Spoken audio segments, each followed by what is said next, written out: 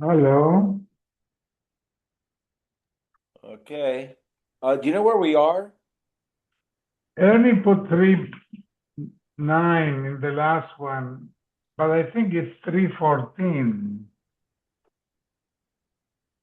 That's what I marked. Okay, let's see here. Hello. How are you, Mario? All right. Good. What do you have in the window? Those decorations for. Hanukkah. Oh, okay. Yeah, my kids are coming over Monday, so Hmm. make it freilich. Okay. Yeah.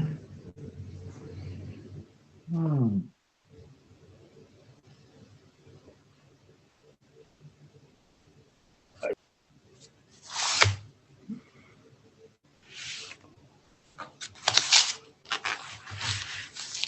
Where is everybody?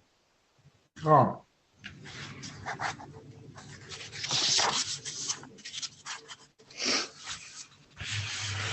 Jorge. Buenas noches, amigo. ¿Cómo estás, tu voz? Muy bien, Jorge.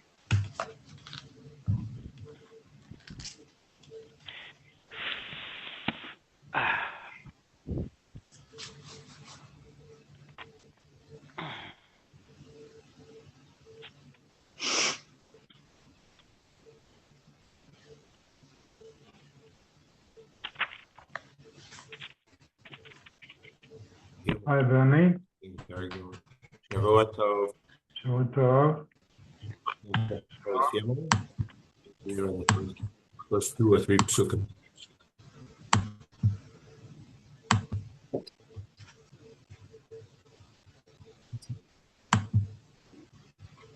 Maybe.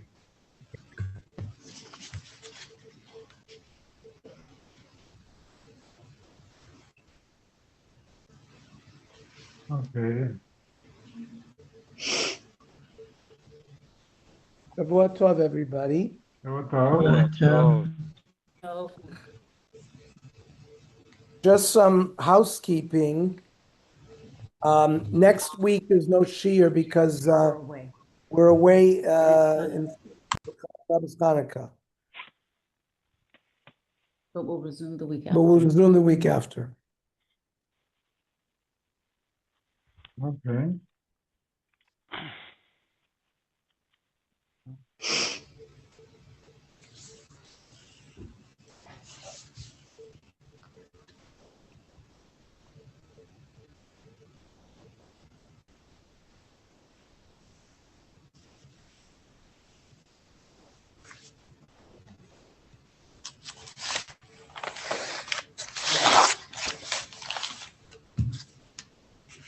By the way, I found When I was in Jerusalem. when I was in Jerusalem, I found this book by Erica Brown, who's one of the deans of YU Oh, on right. on Esther. She has some very nice essays. I'm going to refer to some of it tonight. It's called Power, Fate, and Fragility in Exile. It's part of the Maggid Studies in Tanakh, Stone Edition. So I just wanted to share that with everybody.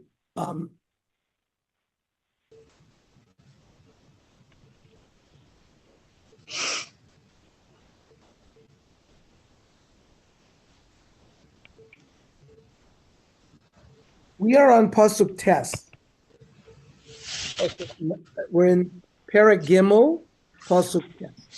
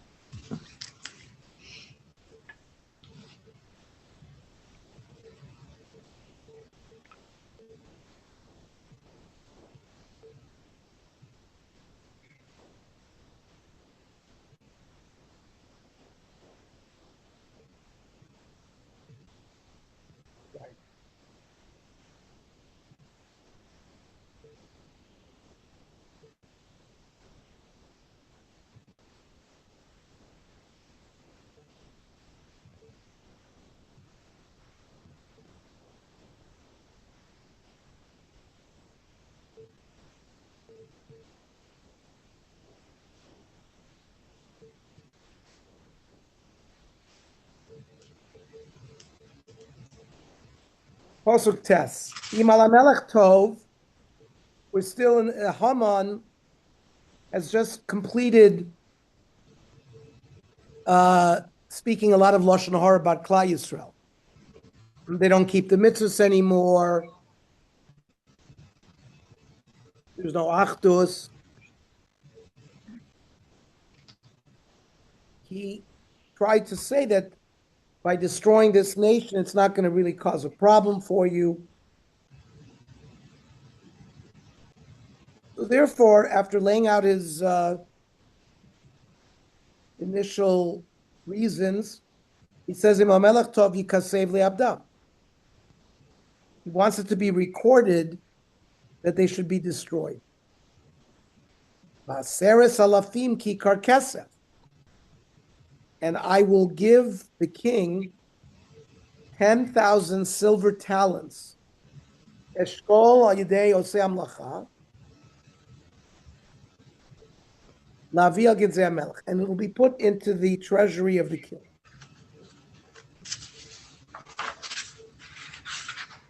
So Haman is requesting that it be recorded that there's blanket permission to destroy the Jews.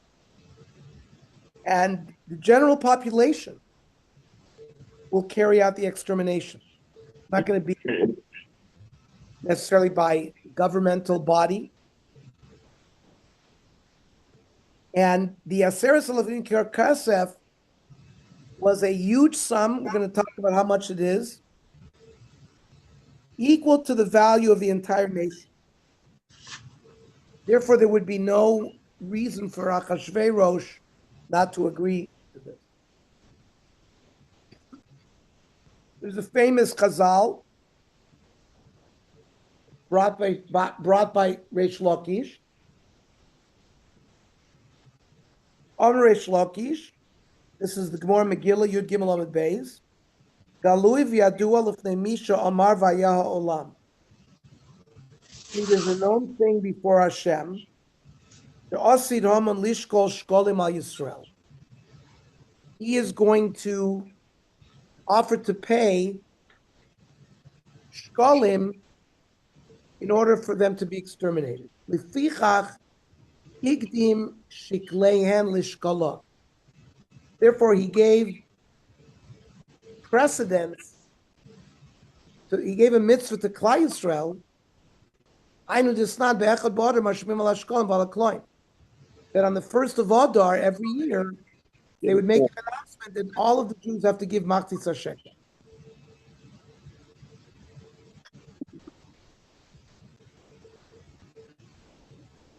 Again, this falls a little bit into the issue of the creating the Makkah before the Refuah.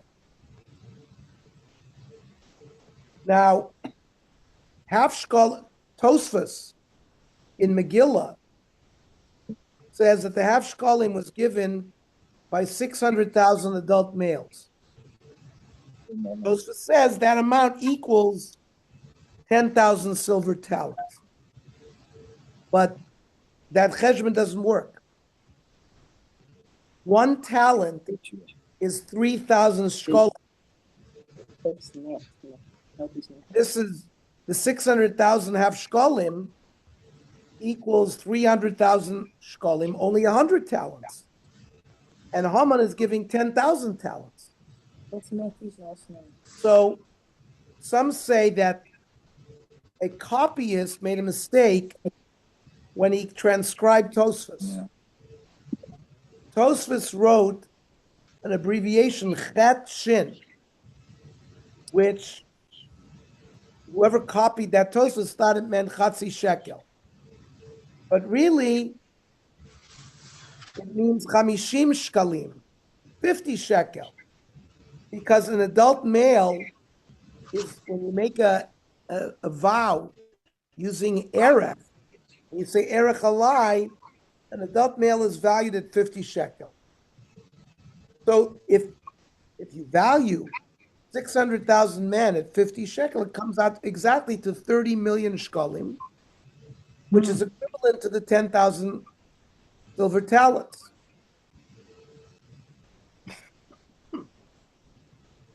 The other reference is Nebuchadnezzar had taken 10,000 Jewish leaders into Golus. And the 10,000 silver talents correspond to that. It's Haman reminding Achashverosh that the fact that Nebuchadnezzar had to exile the Jewish people, that they're an evil people. To give you a calculation in modern times, the 10,000 that we're talking about is equivalent to about 750 tons of silver. Right. So I calculated a ton of silver today is worth $1,656,405. So if you multiply that by 750, it's $1.5 billion. That's in that time. You see what a huge fortune it was. From where did he have all this money?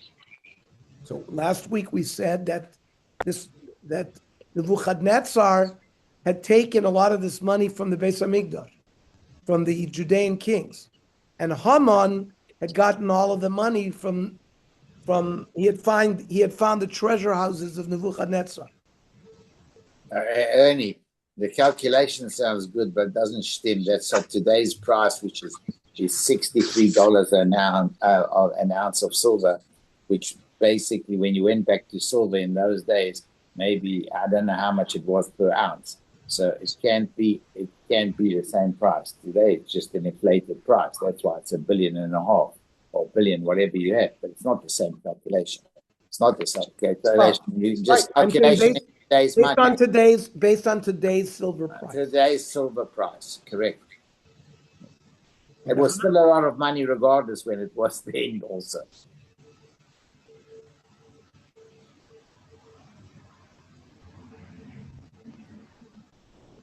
So, first of all, you see the hatred, how hated he's prepared to pay that much money. That's number one.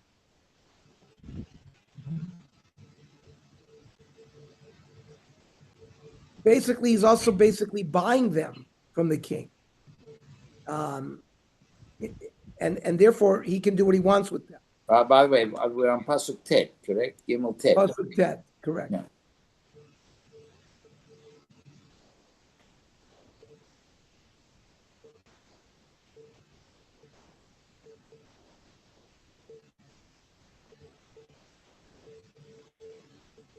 Every year, when we read about the shkalim, we're koina ourselves again through the shkalim to avoid all the gzeros that we have. The Gemara in Megillah says that when Haman went, when Achashverosh told Haman to go put Mordechai on a horse and to guide him around the city dressed in royal clothes, he found Mordechai teaching Hilchos Kmitza. The Korban Mincha was a flour and oil mixture. The Kohen had to take his hand and dip into the flour, that's called the Kmitza, put it in a kli shares, in a sanctified kli, and that flour was thrown on the mizbeach. That's called kmitza.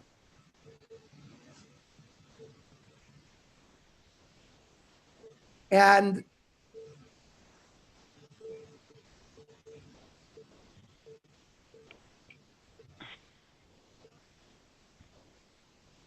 this kmitza was also sort of defeated the 10,000 shkolim.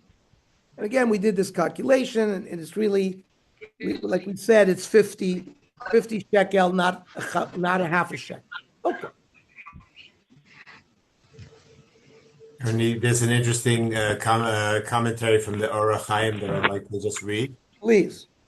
God knew that Haman would try to use his 10,000 talents to kill the Jews. He therefore ordered they give half shekel in the month of Adar. This would protect the Jews against Haman's decree, and which was also scheduled for Adar. It is therefore a custom to give a half a shekel of charity before Purim. This commemorates the half shekel given at the time of the Beis Hamikdash, as well as the merit of the half a shekel protecting the Jews from Haman's decree. Okay.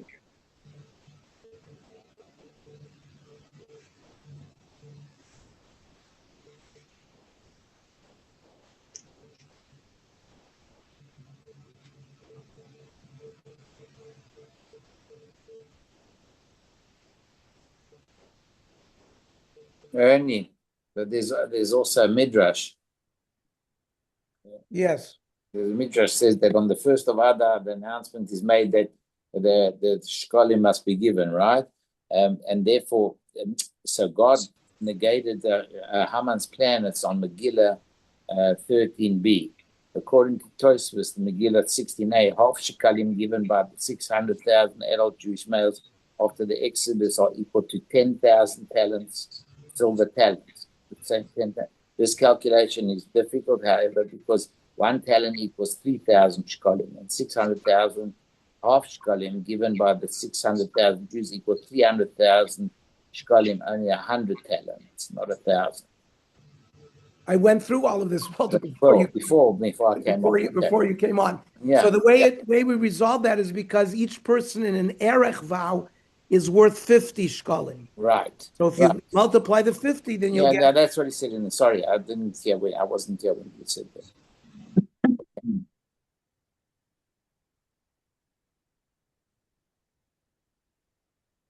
So it says in Gemara Menachos, Chav Tes Amar Aleph, B'shloisha dvorim niskasha Moshe. When Moshe Rabbeinu was commanded to do certain mitzvahs, he had a problem with them. He didn't understand. Echad mehem hu shekel. One of them was when he was told to give the machzis shekel, he had a problem with it. He didn't understand it. When it says Zeyitnu, he was shown a matbeya of fire. And the Megillah Storim says, L'hu tamur ma'od. The Mishlema menorah sheyitzrich hasiyah niskasha bo heich lasoso. One of the places where it says Moshe had a problem was in building the menorah. The menorah had to be made out of one piece of silver block, and it had to be carved into this very difficult, complicated surah. So there, Moshe had to be given instructions. So we understand why he was niskasha. Moshe wasn't told to make a matbeya shel eish. He was told for them to give it.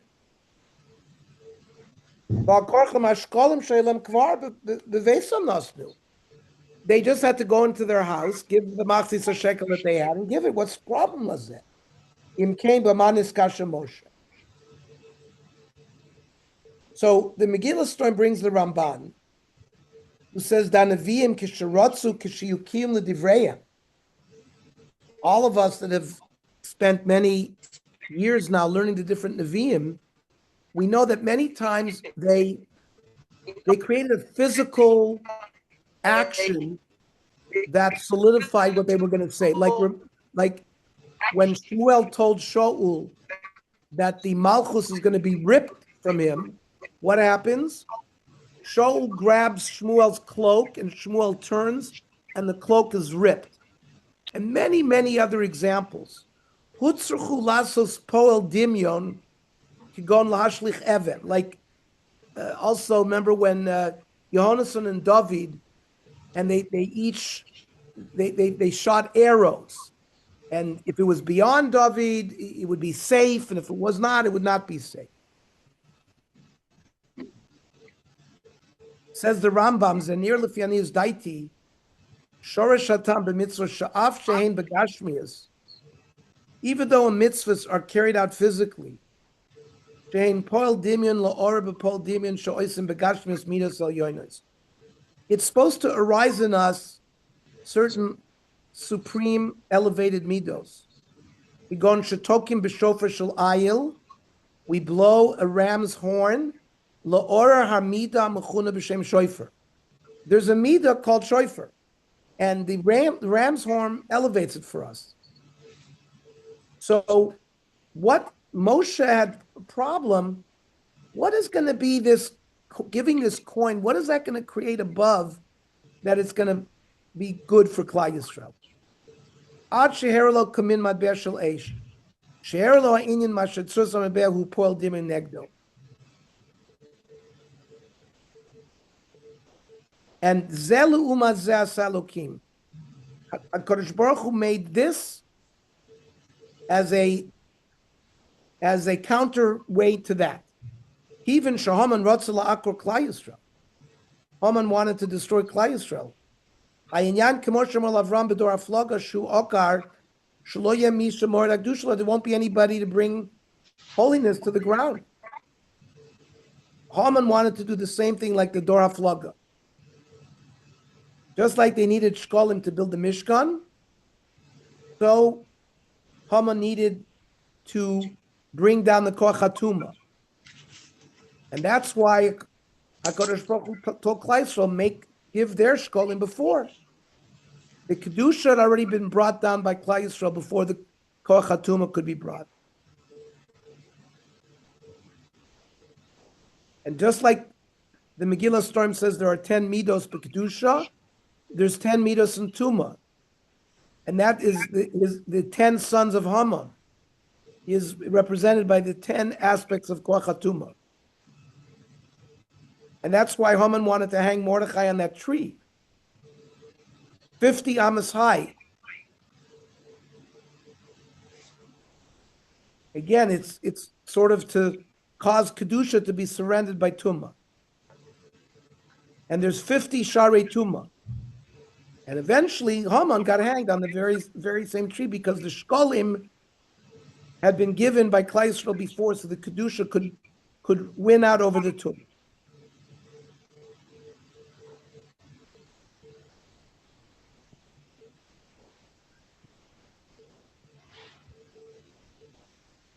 Another thought is the Madber Shel Eish, is the concept of Mesiras Nefesh.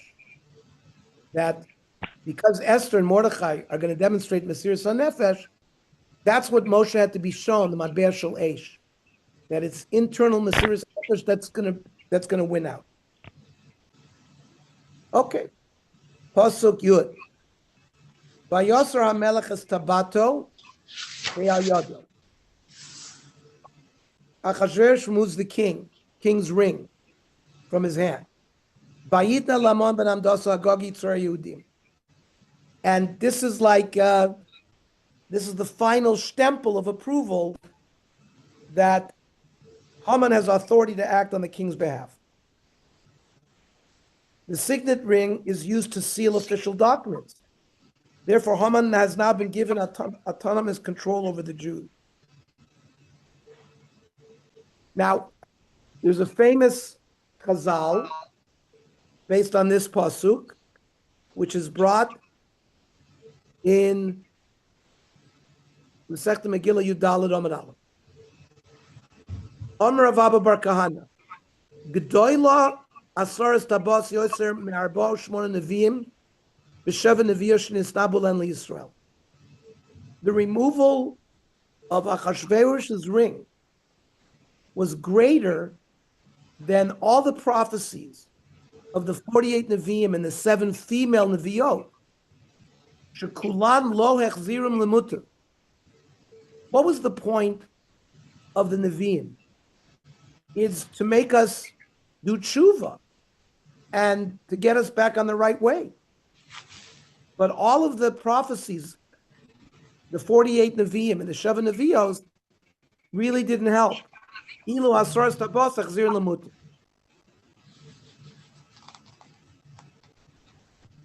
It was the fear of execution by the removal of Achashverosh's ring, that if we don't listen to our Chachamim and the Nevi'im, etc., we're going to be threatened with annihilation, which would cause us to do tshuva. We don't want that. Now, by the way, the Gemara asks, there are other places in Chazal that say that there were millions of Nevi'im.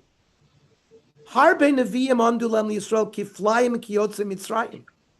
It's a brisa that throughout Klal Yisrael we had many, many Nevi'im. So what does the Gemara mean that there were 48 Nevi'im? Ella, Nevuah shehutzracha l'doiros nichteva. The 48 Nevi'im are Nevi'im that was needed for the generations for a purpose, to teach us something. So 48 Nevi'im were mentioned, but no more. I just wanted to bring the Gemara. Who were the Sheva Nevios? Who were the 7 female Nevi'im? Sarah, Miriam, Dvorah, Chana, Avigail, Huldah, the Esther. So those are the 7 Neviot that are brought down in Tanakh, Lidoros. Sarah, Dichsiv, Avi Milka, Vavi Yiska. What's Yiska? That's Sarah Shesachsa Beruach HaKodesh. And that's why Avram was said, Kol Asher Tomar Elecha, Sarah Shema B'Kola. Avram was supposed to listen to Sarah because she was a greater Neviah. Miriam, Dichsiv Vatikach, Miriam HaNeviah, Achos Aaron.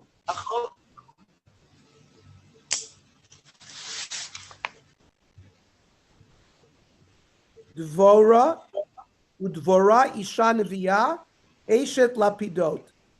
So she's described as an Isha Neviah.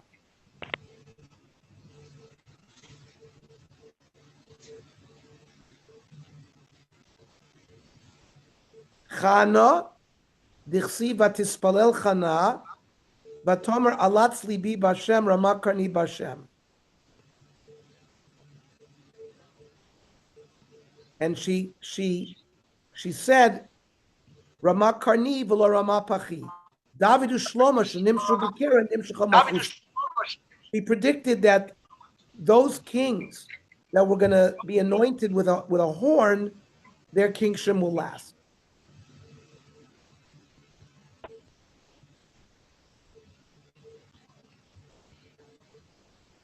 Avigail, Dichsi vayahi rocheves ala chamor, v'yoredes b'seiser ahar.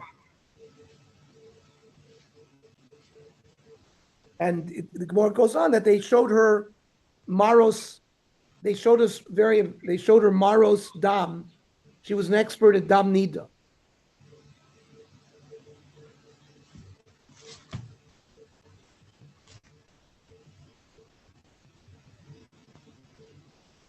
Huldah was Kroiva Yirmiyahu Haisa. That Huldah was a Neviah during the time of Yirmiyahu Navi. And then Esther, of course, we're learning about in this Sefer. Can I come back to this pasuk of Vayosar Melech's Tabato? Sure. What was I know in the past, Haman was trying to convince or sell whatever agenda he had to Achashverosh, and Achashverosh was considered a lightweight, like he was easily convincible. But I think I'm reading a commentary here that Achashverosh was actually very clever, because what he was doing was he was creating a deniability for himself. That he was not going to be responsible for killing and exterminating all the Jews in all the provinces. Just like in the previous pasuk where Haman says la'abdam, that he plans to he try to sell his plan to exterminate the Jewish people. So there's interesting commentary that the abdam is with abed with an aleph. but Paro, I mean, Achashverosh could say, no, he thought it was with an ayin, la'avdam, to get them to be slaves for them or servants to them. So he has deniability of being the one and now with his giving the ring to Haman, Haman is really the one who's carrying out this decree. And so he can say, I misunderstood it. And it also says that he never read the letter that Haman wrote and sent to all the different Medinot. He just gave him verbal permission to do so. So he could be completely free of being told that he was the one who Destroyed the Jews. Plausible deniability. Yeah. So Rav Yonason Eibschitz in the Yaros Dvash also speaks a little bit like Bernie, because Achashverosh was a terrible anti-Semite. Because I'll say even more than Haman. Why is this? I mean, the Jewish people were citizens, they paid taxes, it was Daniel. I mean, what led to Achashverosh's anti-Semitism? So, says the Yaros Dvash, Hine noda ki mlachim kadmonim kacha היה דרכם להתחכם בקסמים ועצבים וטרפים לדעת מי הם שלח. They would consult with astrologers, magicians, soothsayers, who would rule after them. And Achashverosh wanted to do the same thing. And he was told by the astrologers, Sheyehudiyim lo acharav v'yeshev al kiso, that it's going to be a Jew. Now we know it was Daryavish Hasheni.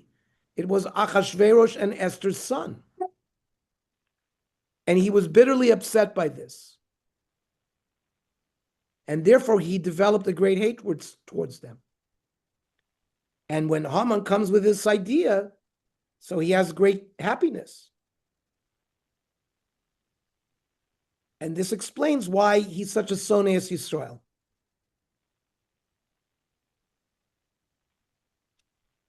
That eventually a Jew is going to take his place as the king. Okay? Pasuk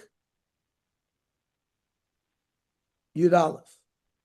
Vayomer HaMelech LaHaman HaKesef Nosun Lach. The Melech does not accept the money. You can keep the money. V'am lasos bo katov beinecha.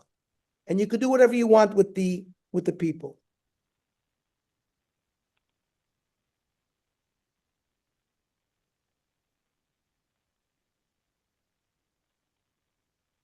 By the way, the gematria of the word hakesef, which is 165, is exactly the same as the gematria of ha'etz, which is eventually where Haman is going to be hung.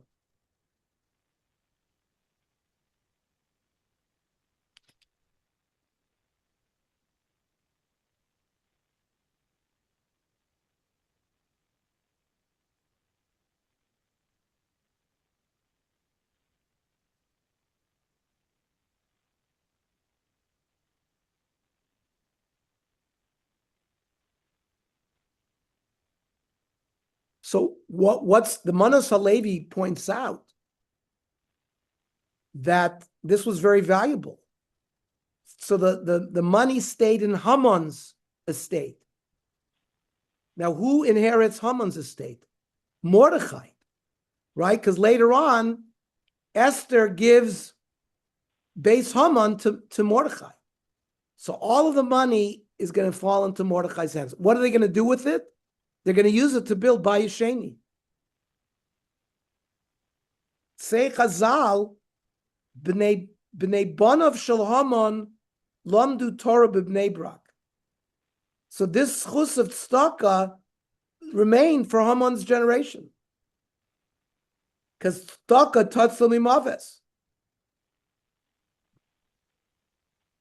So it's this interesting issue of why was a benefit that Achashverosh didn't actually physically take the money.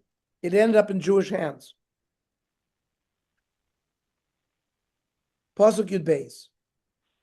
Vayikaru Sofri HaMelech B'chodesh HaRishon. Remember, we're in Nisan. We're B'Shlosha Asar Yom Bo, the 13th day of Nisan. And that's when they published this decree. Vayikasev K'chol Asher Tziva Amon Elech Hashem HaMelech. And it's written exactly as Haman had written, to the various officers, Velapachos, and the governors, Asher Medina Abdina. He had 127 provinces, Velsare Am Va'am, all the governors, Medina Kichsava, Va'am Va'am Kilshono, each people in its own language. B'Shem HaMelech Achashverosh Nichta V'nechtam B'Tabas HaMelech. It was in Achashverosh's name and sealed with the ring of the king. May I have that, please?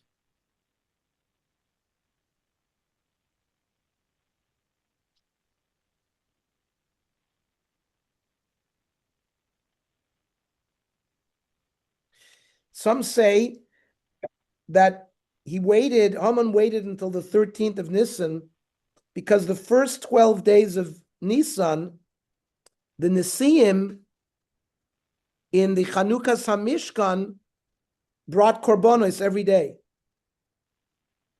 And the Yudalid Nisan is Akrovas Korban Pesach. So they did it on the 13th, so there would be no Zechuyos. The Medrash says that Yud Gimel Nisan is the day we do B'dikas Chametz. And that helped Esther from one of the Zechuyos that helped Esther in fighting this.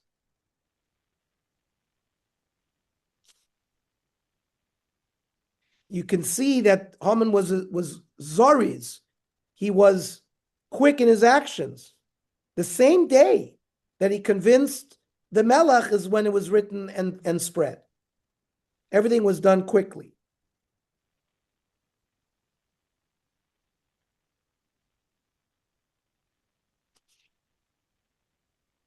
And this helped eventually, because later on, right, the Jews are going to be given permission to defend themselves, but it only helped because the initial writings were sent so quickly.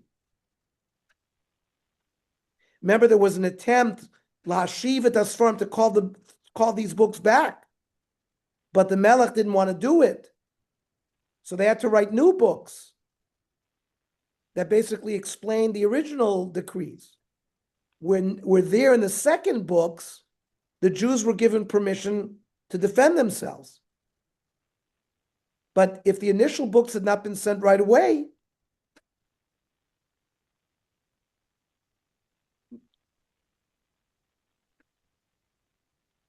they would never have been given the permission as they did, because the third day, I remember, after the trial, Haman is not alive.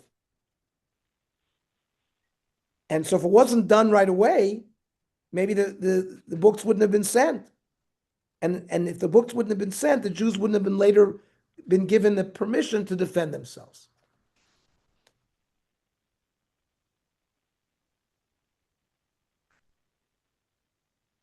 Pasuk Yud Gimel. V'nishloch sefarim b'yad haratzim el kol medinos hamelech.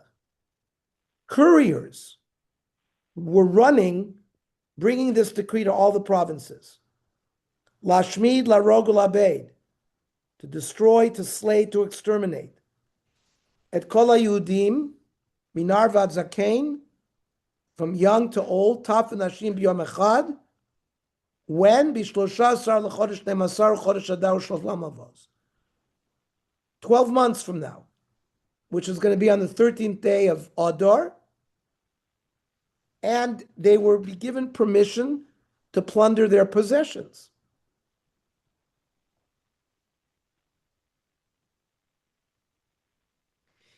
Haman he was afraid to openly and publicly decree this. It was a confidential decree to the governors, where that the whole purpose of this was to destroy them.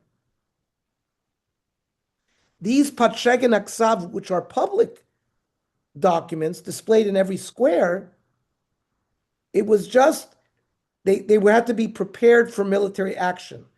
The nature of that action will be revealed later. And because they were confused, that's why the next pasuk is going to say, Vayir Shushan Navocha, that there was confusion that abounded. Because there was a difference between what was said publicly and what was told to the governors. This Patsheken Aksav Linasin Das B'chom Rina Dina, Galui L'chol Amim, Lios Asidim L'yom Hazeh. They have to be prepared for that day.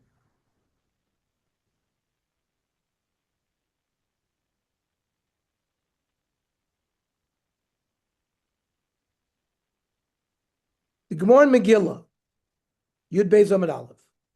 Shalu Talmid of Rav Shimon ben Yochai. Mideiman is chayvu sonem shel Yisrael shabos adar kloya. Why were the Jewish people deserving of being exterminated in that generation? Amr lahem, so Rav Shimon ben Yochai said to his students, Amru atem, you tell me, Amr lo, mipnei shenenu misudosov shalos Rasha, because they went against the advice of Mordechai and the Sanhedrin to the party that Achashverosh threw, and they enjoyed themselves at the Suda.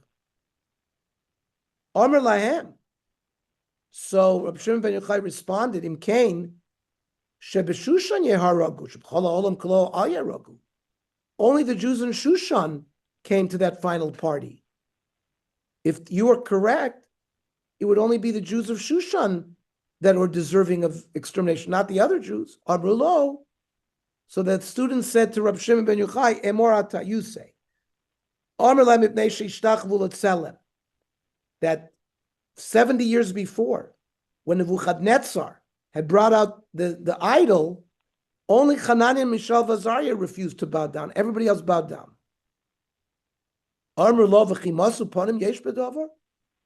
Can you forgive? Can Hashem forgive worshipping Avodah Zarah? The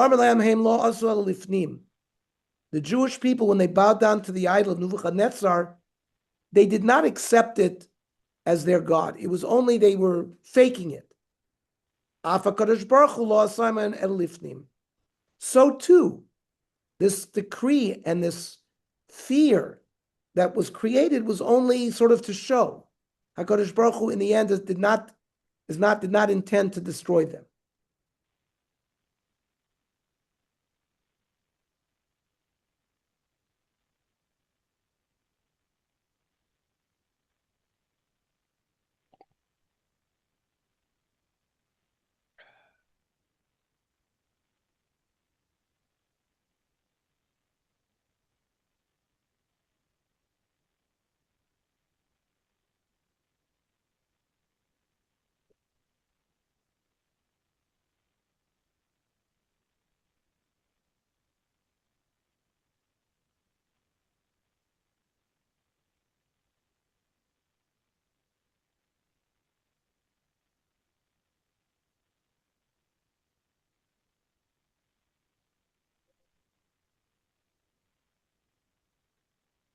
Pasuk Tesvav. Haratzim yatzut chutfim midvar melech. So these couriers ran quickly on the order of the king. Ve'adas nidna b'Shushan habira. The edict was spread in Shushan.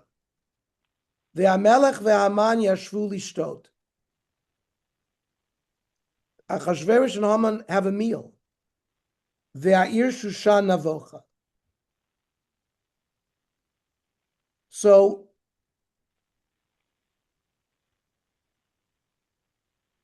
why was it published so quickly when it would not be actually executed for 11 months? Haman knew that Achashverosh was a fickle king. He would change his mind. That's number one. So get it out quickly. Number two, to prolong the agony of the Jews. Of course, the Me'am Loaz says Hashem wanted to give a chance for Klal Yisrael to do tshuva.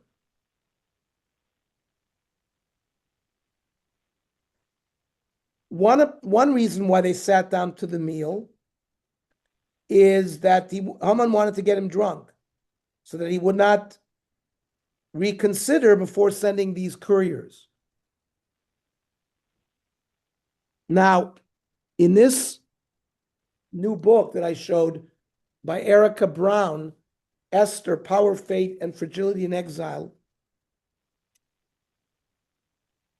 what does one do with oneself after making a declaration to decimate an entire nation? There's a shiver that a shiver goes down the spine of the reader that the king and Haman sat down to feast.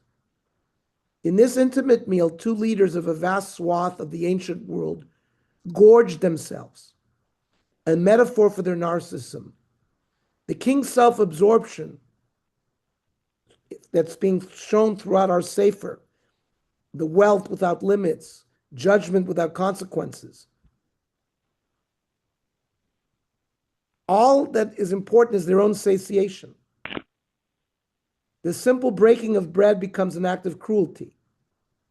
In our law, in the Talmud, a judge is not allowed to eat on the day that he condemns a person to capital punishment. Here, after sending out an edict to exterminate a whole people, they're sitting down to a meal.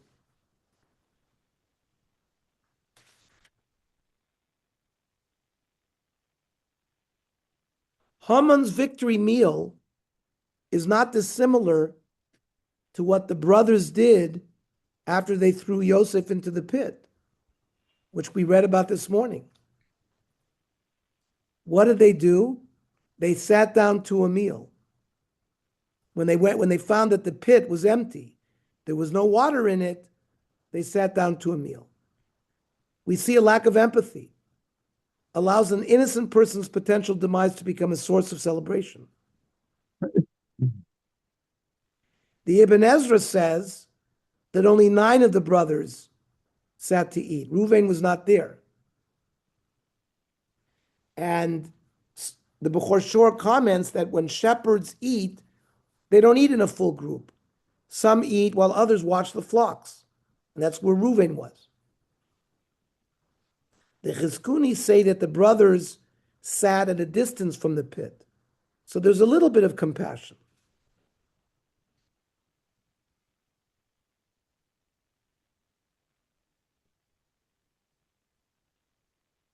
Anyways, there's a very profound comparison regarding, evil people enjoying a meal after such activity. Well, the lashon is very similar to the brothers when Yosef they were going to sell him to, right? Right. They pulled him out of the pit, right? It says Vayeshu lechol lechem. Same as Same thing. Hello. The Gra, did you say this? The Gra explains that Ahasuerus was afraid to publicize his plan of genocide because he knew that the Jews, like always, had many friends among the dignitaries of the empire who would seek ways and means of freeing them from this decree. He therefore publicized the decree only to the satraps, the governors, and the princes. The copy, which was published to all the peoples, read merely to be prepared for this day. Right. We mentioned. You said more that the reason for why doing it. Absolutely. So Va'ir Shushan Avocha, the city of Shushan is bewildered. The Jews, of course, on hearing that they're going to be attacked and their money taken, they're crying. The Persians are happy. And in fact, the Persians would taunt them, saying, I'm going to kill you and plunder your property. In Susie and I went to Berlin. I've been to Frankfurt. I've been to Poland. There was an aspect to the Holocaust that certainly was economic. That these houses were inherited by their neighbors, and their neighbors were very happy with moving into these beautiful, especially in Poland, in these little villages. I remember we were in this city called Baich. David Tumim's uncle was our guide. And in all of these Galicianer villages, the Jews lived in the center of town, and the Goyim were farmers. They lived in the outskirts. And the center of town had beautiful homes. All of them were confiscated when the Nazis removed the Jews from these villages. The Goyim moved in right away. And same thing happened in Germany itself, in Berlin and Frankfurt and all these other cities. So there was an economic component to the extermination. We don't hear that there was jealousy, which there was in Germany, definitely. And those of you who've been to Spain in the time of the Inquisition, a lot of that was also economic. That the Jews were doctors, the Jews were attorneys, and they were bankers in Spain, and it was very difficult for the non-Jews to compete with them. By getting rid of them through exile, through expulsion, eased the economic competition. So it wasn't all about religion. And the same thing in Germany. My mother was born in Frankfurt, and there was the main street was called the Zeil, like Wilshire Boulevard. And she said there were 9 department stores. 8 of them were owned by Jews. And it was well known that they were Jewish owned. So there was tremendous amount of economic jealousy, which also, led at least to the acceptance by the non-Jews of all the crazy edicts that the Nazis promulgated.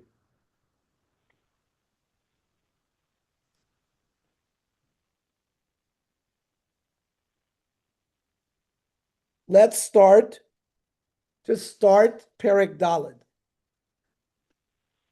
Mordechai yadat kol asher nasa. Mordechai, remember, is at the king's gate. And Rashi says he was told in a dream. Now, Mordechai has access to Ruach HaKodesh. How come Mordechai doesn't know through Ruach HaKodesh? Because we just finished saying that Shushan is in a tumult. And you can only get Nevuah through Simcha. Rav Elazar of Worms says that Eliyahu Hanavi told Mordechai what's going on. Vayikra Mordechai es begadav. And he tore his clothing. Vayilbash sak ve'efer. And he put on sackcloth with ashes. Vayetzei b'soch ha'ir. And he went out into the city. Vayizak za'akat gdola umara. And he cried loudly and bitterly.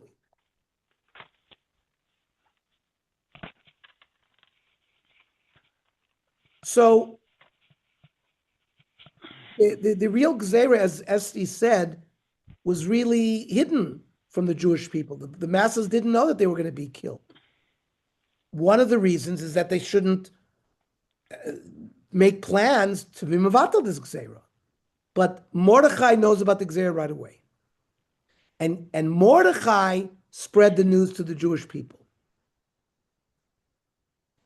And this includes the Gzeira that we just read by Shimon Bar Yochai, that in Shamayim there was a Gzeira, that they're going to be put to death because they were Nenem Osusuda, or they bowed down to the Tselem. So the Targum in Esther says that Mordechai found out through Eliyahu, who was Pinchas. Pinchas is Eliyahu, who told him everything that was going on in Shamayim. That in Shamayim, they were declared that there was a declaration that they were going to be exterminated. And just like it's signed and sealed, delivered here on earth, it was Nigzar and Shamayim as well.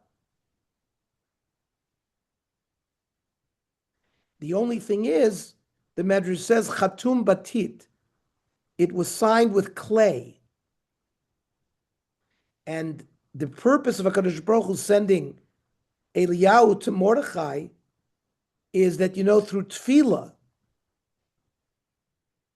you're going to be able to avert this decree. The sack that he wore was goat hair. And it causes you to, it's very painful to the body to wear that. Nevertheless, Mordechai tore his regular clothing and he wore the sackcloth.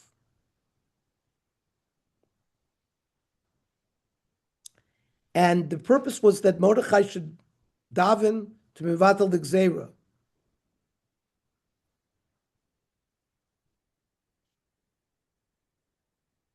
But like we explained, the gzeira was just sort of on the inside, just like when Bnei Yisrael worshipped the idol, it was only for show.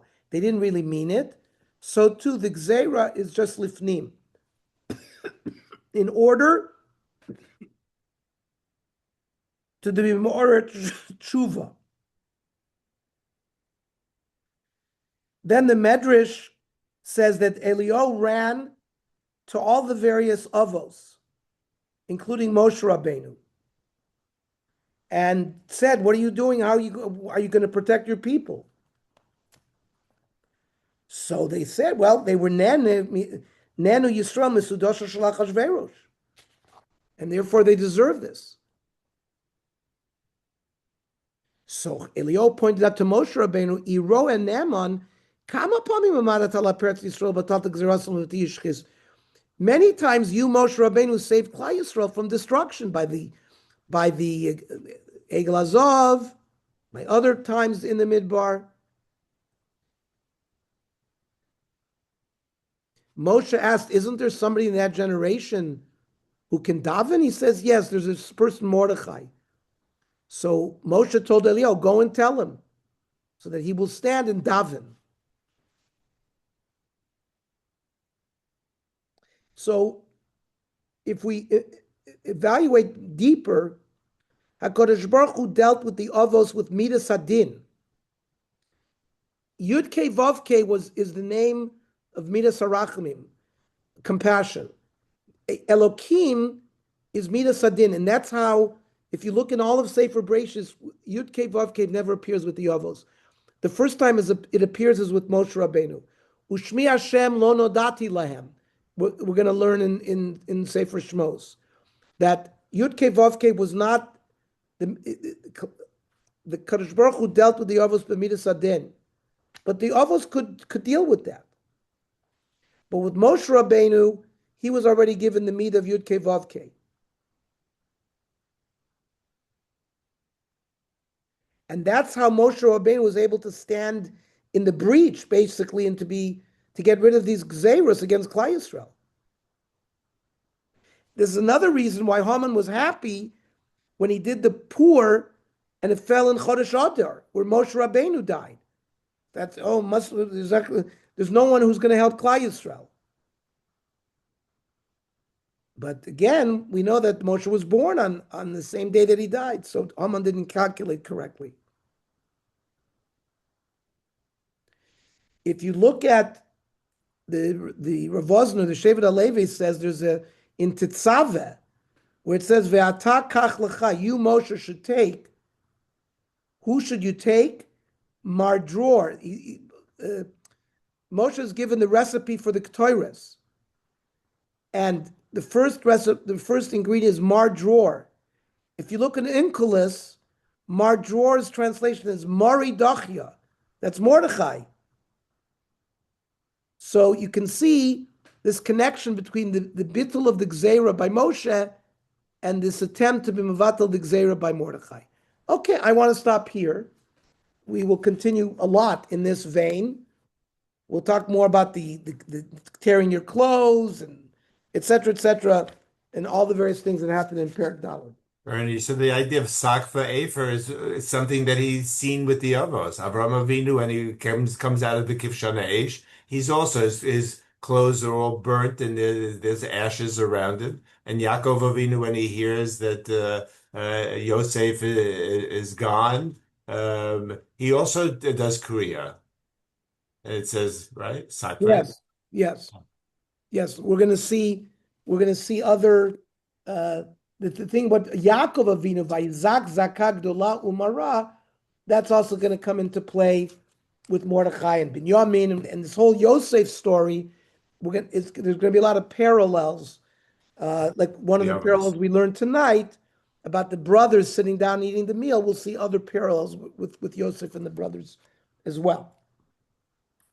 Shkoyach, everybody. Shkoyach, Mario, Yeah. change the Daf Yomi tomorrow, please. Yeah, by the way, Daf Yomi tomorrow, Mario, will be at 8 o'clock. Okay, Lighting Hanukkah this way gives Yeah. everybody more time. okay, all right. Happy Hanukkah. Happy Hanukkah. Hanukkah